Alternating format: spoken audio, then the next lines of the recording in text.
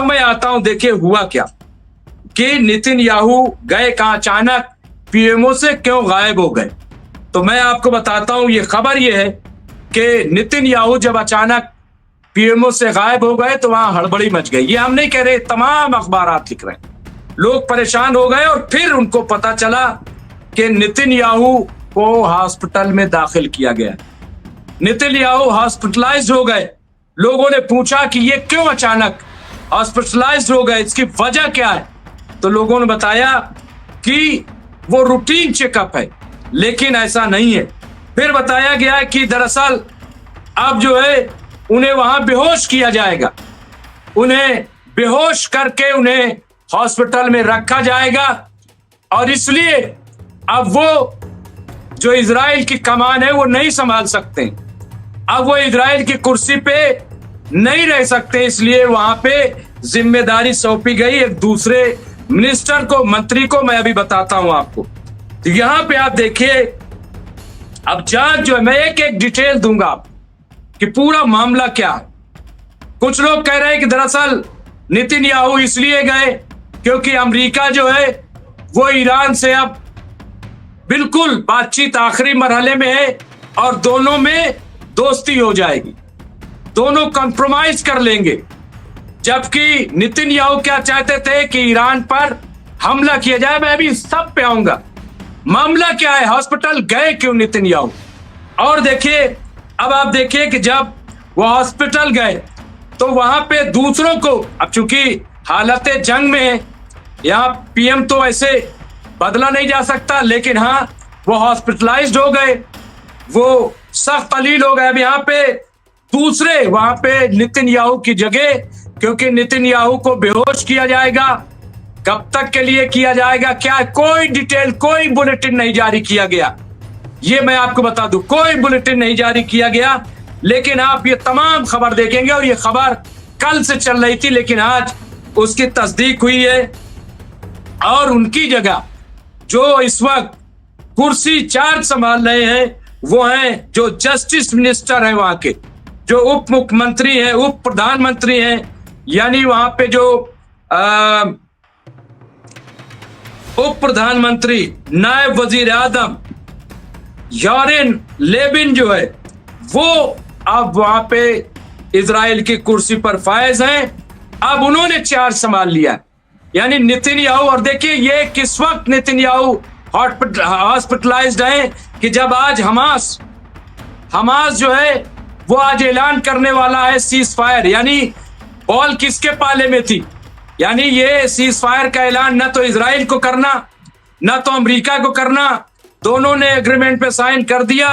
अब तैयार किसको होना था, तैयार होना है हमास को। हमास ने कल इसका ऐलान किया कि हाँ हमें नई तजवीज जो है, नया मेमोरेंडम अमेरिका की तरफ से वो मिल गया है, और इस पर हम कल तमाम जो फिलिस्तीनी हैं उनसे मशवरा करेंगे, तमाम लीडरान से मशवरा करेंगे और देखेंगे कि इसमें फिलिस्तीन का फायदा है कि नहीं है, और उसके बाद फिर हम चल करके ये मुआहिदा करेंगे, जंगबंदी पर बात करेंगे और कोई फैसला लेंगे। ये कल हमास ने ऐलान किया है।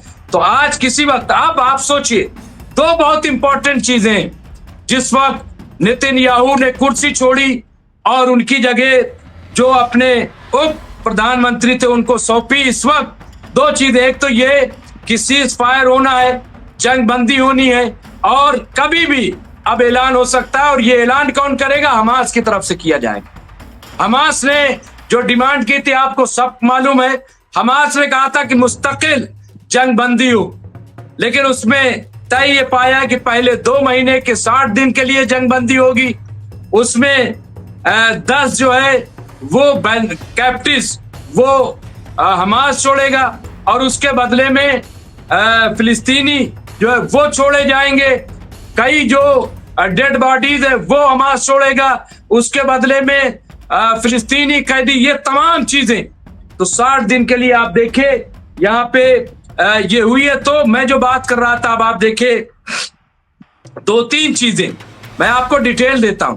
अब ऐसे तो एक बात तो ये कि अभी सीज फायर होने जा रहा है, अब लोग ये कह रहे हैं, ये सवाल उठा रहे हैं कि क्या जानबूझ करके नेतन्याहू हॉस्पिटल गए या उन्हें हॉस्पिटल भेजा गया? क्यों वो हॉस्पिटल्स गए? क्यों उस पे बुलेटिन नहीं जारी किया गया और ये कहा गया कि दरअसल उनका जो चेकअप होगा वो बेहोश करके होगा? तो ऐसी कौन सी बीमारी है?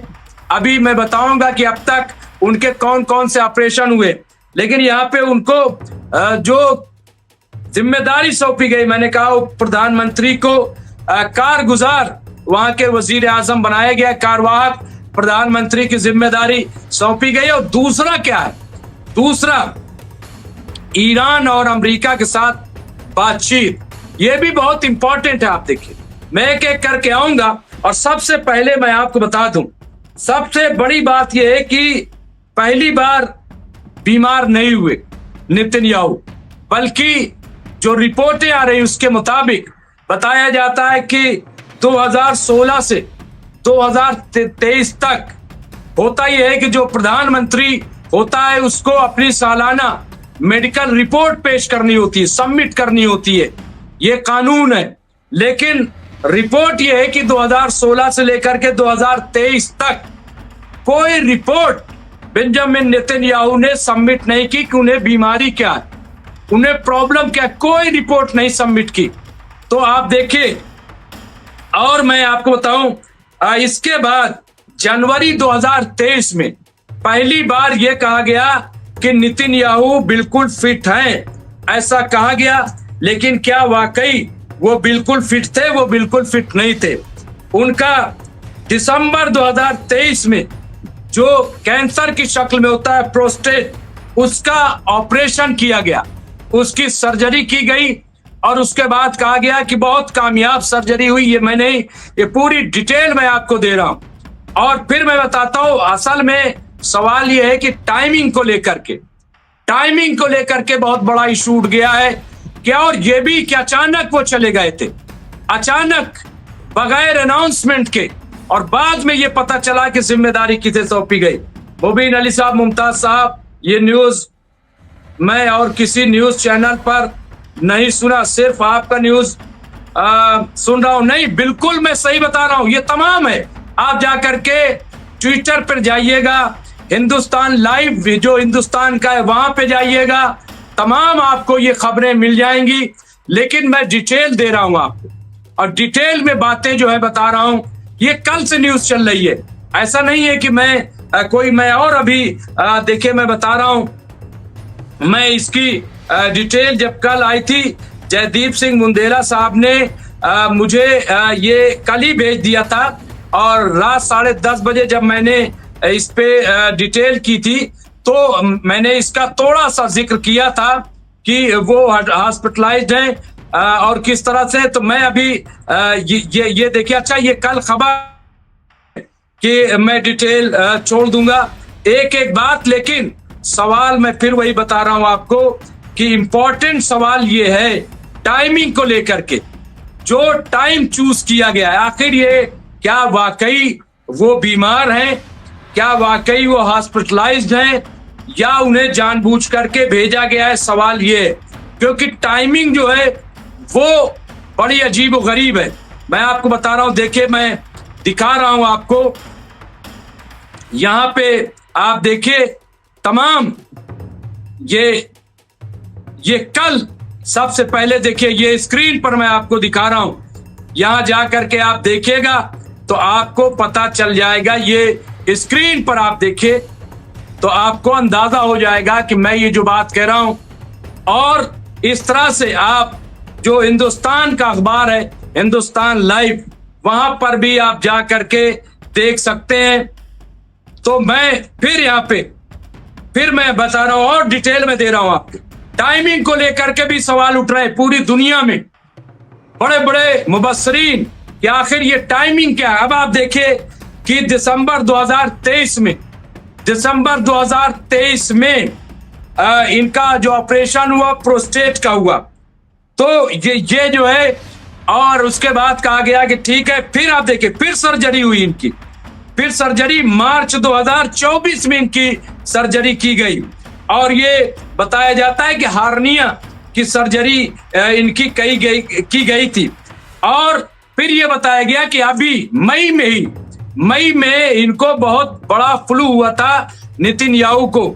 ऐसी तफसील दी जा रही है कि फिर इनको हुआ था, और अब ये बताया जा रहा है कि फिर डिहाइड्रेशन उनको हुआ, और इनको ये भी बताया जा रहा है कि दरअसल इनको हार्ट कंडक्शन भी है, उसकी भी बीमारी है। तो ये तमाम चीजें आप देखिए, मैं दे रहा हूं आपको। अब यहाँ पे जनवरी में जब इनको बीमारी की बात सामने आई थी तो इन्होंने कहा था कि नहीं, तबीयत अब पूरी तरह से ठीक है। यहाँ के अमेरिका के अंदर जो इजराइल एम्बेसी जो हुआ वो लड़की का मामला है, फिलिस्तीन की लड़ाई का कोई लेना देना नहीं है। नहीं, बिल्कुल ये हो सकता है। देखिए, लेकिन चूंकि उस लड़के ने जो नारा लगाया था फिलिस्तीन जिंदाबाद, फिलिस्तीन जिंदाबाद, उसने जो नारा लगाया था उसको आप देखिए ना, क्यों नारा लगाया था। भले ही कुछ मामला हो, लेकिन देखिए जो तस्वीर सामने आती है बात वो है। तो चलिए मैं और आगे चलता हूं। अब यहाँ पे आप देखिए कि अब मैं जो बात कर रहा हूं, देखिए कि दो बहुत इंपॉर्टेंट मामला है यहाँ पे। एक चीज तो आप ये देखिए कि नेतन्याहू जब हॉस्पिटल में होंगे, जब उन्हें बेहोश रखा जाएगा, उस वक्त दो बड़ी अहम बातचीत हो रही है। एक तो हमास के साथ समझौता हो रहा है। हमास के साथ आप देखिए कि बाकायदा यहाँ पे अगर आप देखें ये चीज आपको नजर आ जाएगी कि किस तरह से हमास, और आप देखिए कि अमेरिका के बीच में बड़ी बातचीत चल रही है। और इसमें यह भी कहा जा रहा है कि जो नेतन्याहू चाहते थे उसको ठुकरा दिया गया। नेतन्याहू की बात नहीं मानी गई।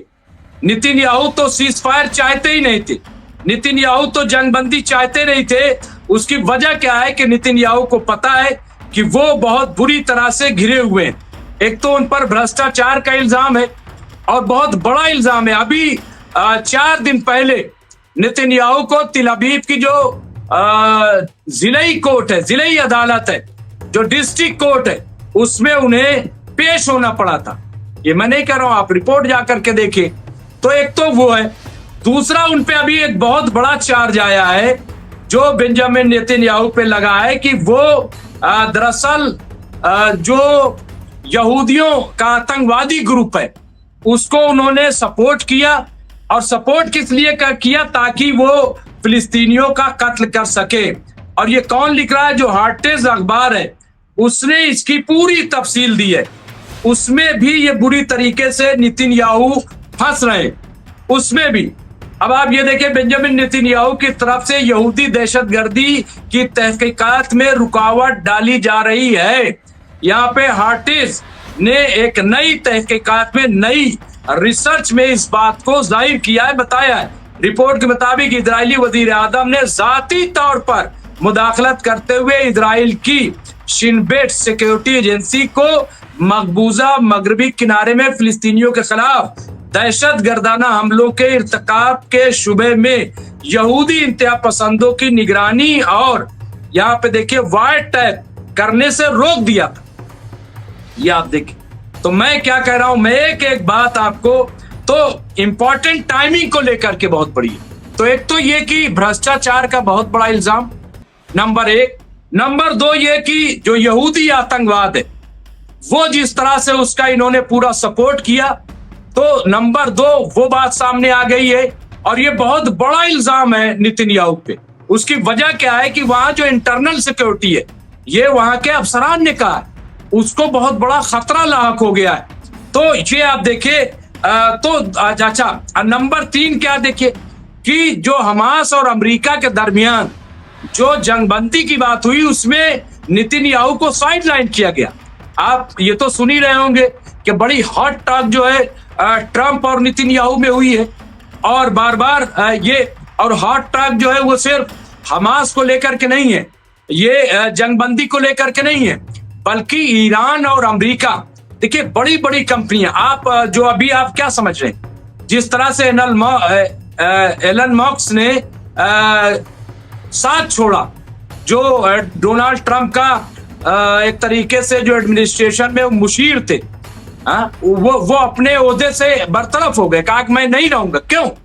उसकी वजह क्या है कि दरअसल ये एलन मस्क ही चाहते थे कि ईरान से दोस्ती हो।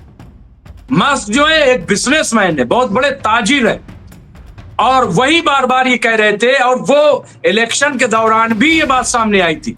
खुद जो है डोनाल्ड ट्रंप ने कहा था कि हम ईरान से दोस्ती करेंगे, उससे जंग नहीं करेंगे। लेकिन इजराइल की वजह से ऐसा माहौल बना दिया गया था कि ऐसा लग रहा था कि अब अमेरिका और ईरान जंग करेंगे। आप बताइए कि यमन में किसने जाकर के अमेरिका को फंसाया? अमेरिका जो फंसा यमन में किसकी वजह से फंसा? इजराइल की वजह से फंसा। क्या मैं झूठ बोल रहा हूं? क्या मैं गलत कह रहा हूं? किसकी वजह से फंसा? वो फंसा इजराइल की वजह से। और आखिर में क्या हुआ कि एक भारी नुकसान अमेरिका को हुआ, और नुकसान के बाद आखिर में क्या हुआ कि अमेरिका को वापस जाना पड़ा। अमेरिका वापस गया और यमन के साथ बाकायदा जो है जंगबंदी की। और ये डोनाल्ड ट्रंप ने जो अंसारुल्लाह अल-हौती उनकी तारीफ की, ये तमाम रिपोर्ट मौजूद है। तो अभी हॉट टॉक किस में चली? वो चली नेतन्याहू और डोनाल्ड ट्रंप के दरमियान, और वो दो चीजों को लेकर के। एक तो बार बार जो नेतन्याहू ये कह रहे थे, बार बार आपने सुनी होगी, उस दौरान रिपोर्ट ये आ रही थी कि ईरान पर हमला करेंगे। और ईरान पर कहां हमला करेंगे? जो न्यूक्लियर साइट है ईरान की, जो न्यूक्लियर प्रोग्राम है ईरान का, उस पर हमला किया जाएगा। तो ये खबर बहुत तेजी से आई। अब इसमें दो डेवलपमेंट हुई। एक तो जब ये खबर चल रही थी तो ऑस्ट्रिया ने क्या कहा? ये दावा किया कि ईरान ने न्यूक्लियर बम बना लिया, यानी पूरी तरह से इनरिचमेंट कर लिए। ये ऑस्ट्रिया ने दावा किया, वहां की एजेंसी ने। अब जब वो दावा आया तो बिल्कुल हलचल मच गई, हंगामा पूरी दुनिया में हो गया। अमेरिका में भी बिल्कुल हलचल मच गई, और इजराइल के अंदर भी तूफान खड़ा हो गया कि ये कैसे हुआ? इतनी बड़ी निगरानी के बावजूद, इतना डर पैदा करने के बावजूद ईरान जो है वो परमाणु बम बना ले गया। अच्छा, इस दौरान बड़ी दिलचस्प बात है, मैं आपको बताऊं कि कई बार ईरान में जलजला आया। अच्छा, जलजला बड़ा अजीब और गरीब है, एक ही तरह का जलजला वहां पे आ रहा है, 5 पॉइंट कुछ। तो लोग ये कह रहे हैं कि दरअसल ये जो जलजला है, ये जलजला है क्या? ये जलजला जो है वो जो टेस्ट हो रहा है परमाणु बम का, उसका है। ये हम नहीं कह रहे हैं, ये जो माहिरीन है वो कह रहे हैं। लेकिन अब दूसरी बात देखिए मैं क्या कह रहा हूं। एक तो ये बात आ रही है, नंबर एक। नंबर दो ये कि तमाम ये दुनिया में ढिढोरा पीटा गया कि ईरान ने परमाणु बम बना लिया, ये ढिढोरा पीटा गया। अच्छा चलिए ठीक है, लेकिन ईरान क्या कह रहा है वो भी सुन लीजिए। ईरान कह रहा है कि ऐसा कुछ भी नहीं है, हमने कोई बम नहीं बनाया, हमने कोई परमाणु बम, हमारा कोई प्रोग्राम है ही नहीं ऐसा करने का। ये कौन कह रहा है? ये कह रहा है ये कौन कह रहा है? ये कह रहा है कि ईरान कह रहा। और ईरान ने बाकायदा, मैं थोड़ा से मैं आपको बता रहा हूं ईरान क्या करे। एक मिनट, इसकी वजह बीमारी है या कुछ और, क्योंकि ये इंसान नहीं जिंदा शैतान है। मैं उस पे आऊंगा इमाम इलाही साहब, मैं आ रहा हूं। मैं 2-3 चीजें बहुत जल्दी कर देता हूं। तो ईरान ने क्या कहा कि हमारा कोई भी बम बनाने का प्रोग्राम नहीं है। अच्छा, इस पे फतवा भी है, जो ईरान के सुप्रीम लीडर है आयतुल्लाह खामनाई साहब, उनका फतवा भी है कि भाई हम बम नहीं बनाएंगे कि जिससे लोगों की जान ली जाए। लेकिन यह भी कहा था बीच में कि अगर हमारी जान को खतरा हुआ तो फिर हम पीछे भी नहीं हटेंगे। जाहिर सी बात है कि जान बचाना भी फर्ज है, अपनी जान तो बचाएगा ही। तो ये भी एक प्रॉब्लम। तो लेकिन अभी क्या, अभी जब ऑस्ट्रिया ने, वहां की एजेंसी ने ये रिपोर्ट दी, तो इस पर ईरान के जो वजीर खारजा है सैयद अब्बास इराक्ची, जो विदेश मंत्री, उन्होंने बाकायदा नोटिस भेजा है ऑस्ट्रिया को।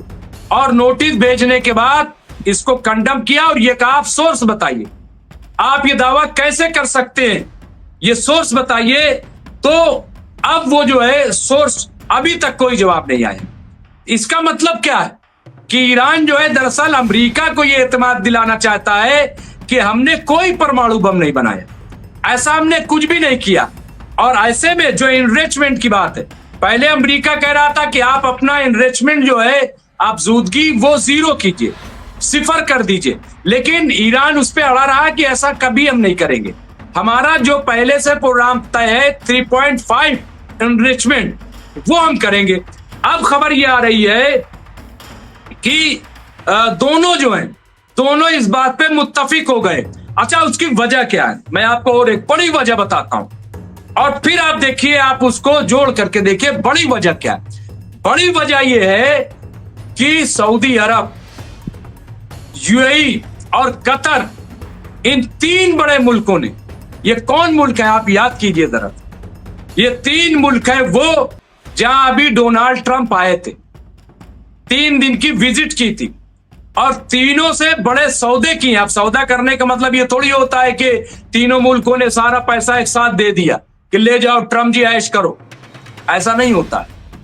इतने का मुआहिदा हुआ है, अब धीरे धीरे बिजनेस चलेगा, ये होता है।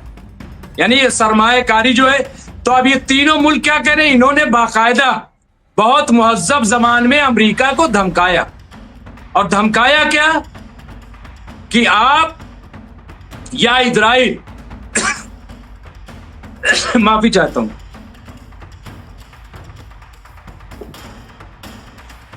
और देखिए मैं आपको बताता हूं क्या कहा यूएई ने, सऊदी अरब ने और कतर ने, इन तीनों ने कहा कि ना आप और ना इजराइल कोई भी ईरान पर हमला नहीं करेगा। और ये पहली बार है दोस्तों, मैं आपको बता रहा हूं, ये पहला मौका है जब 3 बड़े मुल्क, 3 बड़े मुल्क मैं कह रहा हूं, और ये 3 बड़े वो मुल्क हैं जिन पर इजराइल और अमेरिका को बड़ा भरोसा था। लेकिन इन तीनों मुल्कों ने क्या कहा, इन तीनों मुल्कों ने कहा कि आप यानी अमेरिका और इजराइल ईरान पर हमला नहीं करेंगे, परमाणु साइट पर हमला नहीं करेंगे, ये साफ साफ इन लोगों ने कहा। और फिर आगे क्या कहा, वजह क्या बताई, उन्होंने कहा कि अगर आप हमला करोगे तो ईरान रिएक्ट करेगा, ईरान जवाब देगा, और जब जवाब देगा तो वो हम पर भी हमला करेगा, हम पर भी अटैक करेगा, और हम नहीं चाहते कि ईरान हम पर हमला करे। ये बात है, आप देखिए। अब आप देखिए डर किस बात का है, और सुन लीजिए मैं आपको बता दूं, मैं डर सऊदी अरब और कतर और यूएई की बात नहीं कर रहा हूं। ये पहला मौका है। देखिए, सबसे पहली चीज आप समझ लीजिए, इसको आप जरा दूसरी तरीके से, इस पे छोड़ दीजिए कि डोनाल्ड ट्रंप आए थे नहीं आए थे, उसको अभी भूल जाइए। लेकिन एक बड़ी सच्चाई ये है कि ईरान और अरब में दोस्ती है, और अभी मीटिंगें भी हुई हैं, इनके दरमियान मुसलसल मीटिंग हो रही है। चाइना जो है वो मुसलसल इनके साथ लगा हुआ है, और एक न्यू वर्ल्ड ऑर्डर की बात हो रही है, एक नए प्रोग्राम तैयार किए जाने की बात हो रही है। जो डॉलर है, डी डॉलराइजेशन की बात हो रही है। आप इस चीज को समझिए। अब चीन जो है इसलिए तो नहीं छोड़ देगा सऊदी अरब को, यूएई को, कतर को, या इजिप्ट को, इसलिए तो नहीं छोड़ देगा कि डोनाल्ड ट्रंप आ गए। भाई डोनाल्ड ट्रंप अपनी कोशिश कर रहे हैं, चाइना अपनी कोशिश कर रहा है, तो दोनों लगे हुए हैं। अब आप देखिए, मैं एक एक चीज आपको बता रहा हूं। तो अब क्या है कि अब चीन भी, अभी चीन ने क्या कहा, चीन ने कहा कि हम गाजा के साथ है, फिलिस्तीन के साथ है, और पूरा फिलिस्तीन फिलिस्तीनियों का, ये चीन ने कहा। और अभी जब ईरान के विदेश मंत्री सैयद अब्बास अराक्ची लियो पोप के पास गए थे, तब उन्होंने क्या कहा, यही बात कही थी कि फिलिस्तीन फिलिस्तीनियों का है, वहां चुनाव कराया जाए, और उस चुनाव में यहूदी भी चुनाव लड़े, ईसाई भी चुनाव लड़े, मुसलमान भी चुनाव लड़े, ये उन्हीं का है, ये बात कही गई थी। तो अब आप देखिए कि तीनों मुल्क ने क्या कहा कि आप हमला नहीं करेंगे, किस पे, ईरान पे, क्योंकि ईरान फिर रिएक्ट करेगा।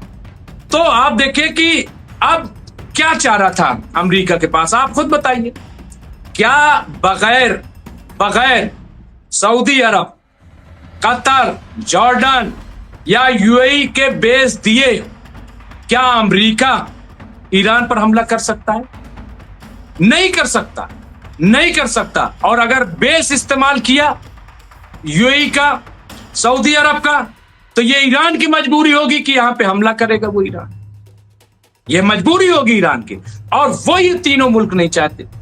और वो इसलिए भी नहीं चाहते, मैं आपको बता दूं, एक बात तो ये है, पूरी जंग में आपको मैं बताऊं, पूरी जंग में सऊदी अरब ने अपना बेस नहीं दिया, यूएई ने अपना फौजी अड्डा नहीं दिया। ये बहुत बड़ी बात है पूरे 20 महीने की जंग में, ये बहुत इंपॉर्टेंट बात बता रहा हूं। और जॉर्डन ने ईरान को जब डिफेंस किया, वहां पे इंटरसेप्ट किया ईरान के मिसाइल को, तो ईरान ने जो डांट लगाई तो जॉर्डन ने बाकायदा माफी मांगी थी, बाद में माफी उनको मांगना पड़ा था।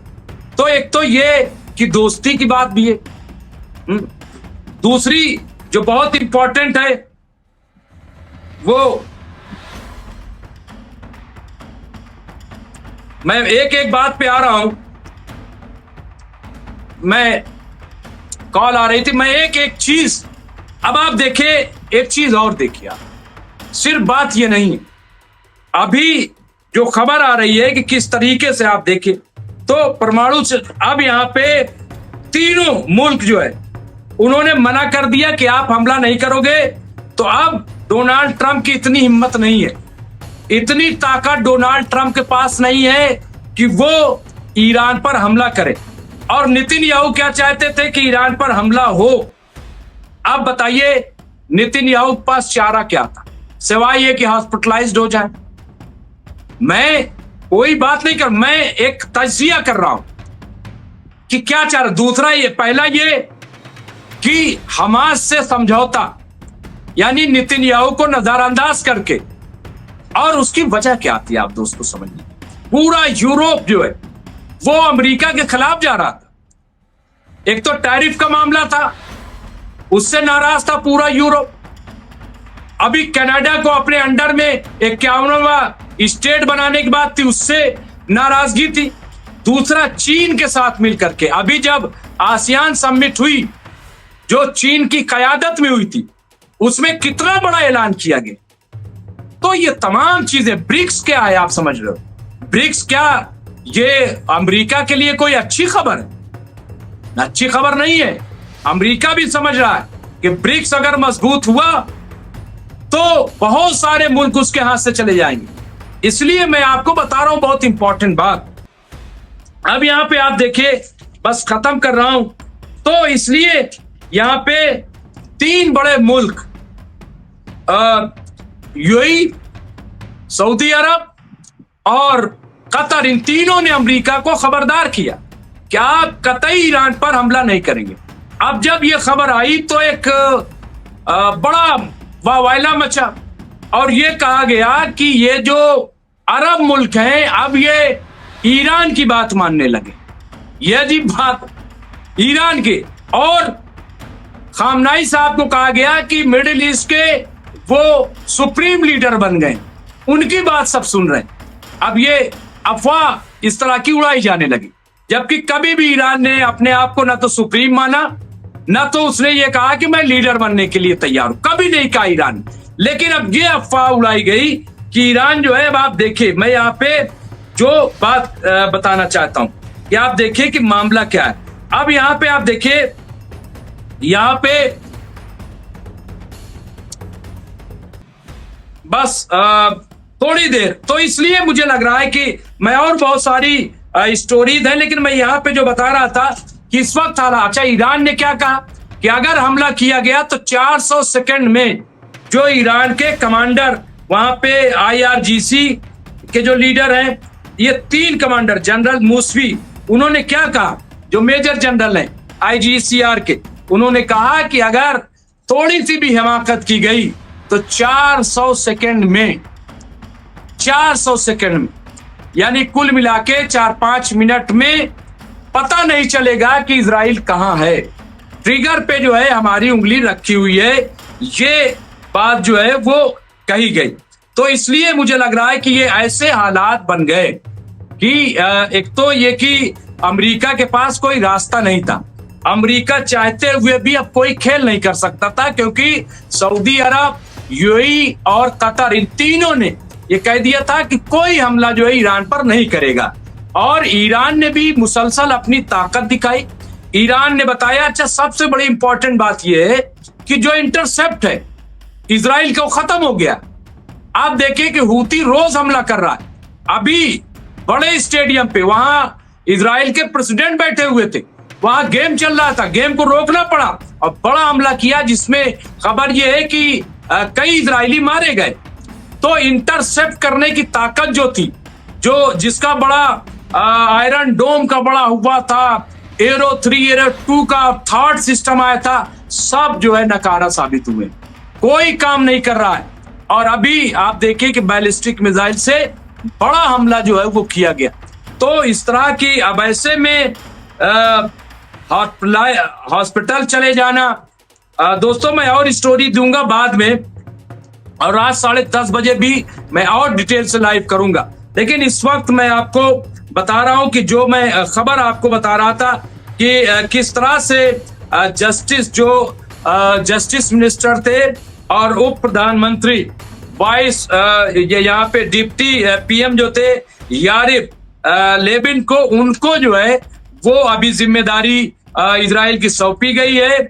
और नेतन्याहू जो है वो हॉस्पिटल में है, हॉस्पिटल में रूटीन जांच बताई गई है। लेकिन और भी ये बताया जा रहा है कि ये भी बताया जा रहा है कि उन्हें बेहोश रखा जाएगा, क्योंकि वो होश में नहीं रहेंगे। ऐसे में जरूरी था कि किसी और को चार्ज दिया जाए, तो इसलिए ये चार्ज जो है वो दिया गया। ये ऐसी यहाँ पे खबर आई। तो पूरा आप देखिए कि अब जो है, मैंने जो कहा कि अचानक नेतन्याहू ने कुर्सी छोड़ी, तो वो मैंने इसीलिए बताया था कि कुर्सी क्यों छोड़ी। उसकी वजह क्या है? उसकी वजह ये है कि वो रूटीन चेकअप के लिए गए हैं, लेकिन जो टाइमिंग है वो अजीबोगरीब है। टाइमिंग ये है कि ईरान और अमेरिका में बिल्कुल क्लोज बातचीत हो रही है, क्लोज, और कभी भी जो है वो ऐलान हो सकता है। नंबर 1। नंबर 2 ये कि हमास और अमेरिका सीज फायर पर तकरीबन राजी हो गए और किसी भी वक्त सीज फायर का ऐलान हो सकता है, और ये नेतन्याहू को हटाकर किया गया। तीसरी बहुत इंपॉर्टेंट बात कि पहली बार खुल करके सऊदी अरब, यूएई और कतर, इन तीनों ने क्या कहा अमेरिका से कि खबरदार खबरदार खबरदार, आप ईरान पर हमला नहीं करेंगे, ईरान पर हमला नहीं, ना आप करेंगे ना कोई करेगा। तो अब कोई रास्ता नहीं था, कोई वजह नहीं थी कि नेतन्याहू जो है वो कुर्सी पे रहते।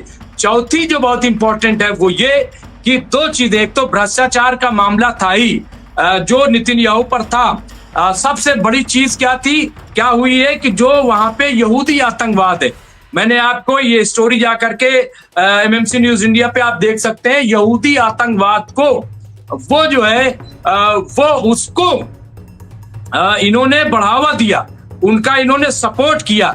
ये वहां के जो हार्टीज अखबार है उसने इसकी बाकायदा तफसील बयान की है। तो इसलिए मुझे लग रहा है कि आप इस चीज को गौर से देखें। और ऐसे में नेतन्याहू का हॉस्पिटलाइज होना, हॉस्पिटल जाना, ये यूं ही नहीं लगता है। इसके पीछे बहुत सारी बातें कही जा रही हैं, बहुत सारी बातें बताई जा रही हैं। हार्टीज की तरफ से शाया होने वाले इंकशाफात इस बात को बेनकाब करते हैं कि किस तरह नेतन्याहू की इंतहाई दाएं बाजू की हुकूमत ने इंतहा पसंद आबादकारों को सियासी कोर फराहम किया है। यहाँ पे ये आप देखिए, वही जो वहां पहली बार आतंकवाद की डिफिनेशन भी तय की गई। तो ये एक बड़ी खबर थी।